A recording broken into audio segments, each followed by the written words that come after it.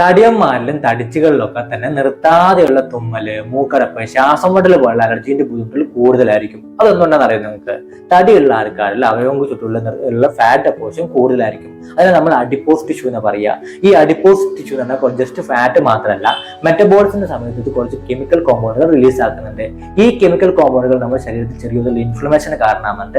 അപ്പൊ തടിയുള്ള ആൾക്കാരിൽ നിർത്താതെയുള്ള തുമ്മല്, മൂക്കടപ്പ്, ശ്വാസം മുട്ടൽ പോലുള്ള അലർജീന്റെ ലക്ഷണങ്ങൾ തന്നെ ഈ ഇൻഫ്ലമേഷന് കാരണമാകുന്നുണ്ട്. അത് മാത്രമല്ല കേട്ടോ, ഈ തടിയുള്ള ആൾക്കാർ ലങ്സിന് ചുറ്റുമുള്ള ചെറിയൊരു ഫാറ്റ് ഡെപ്പോസിഷൻ കാരണം ലങ് കപ്പാസിറ്റി കുറയുന്നുണ്ട്. അപ്പൊ അതുമൂലം ശ്വാസം മുട്ടൽ പോലുള്ള ബുദ്ധിമുട്ടുകൾ, അലർജി ബുദ്ധിമുട്ടെല്ലാം തടിയുള്ള ആൾക്കാരിൽ കൂടുതലായിട്ടും കാണുന്നുണ്ട്.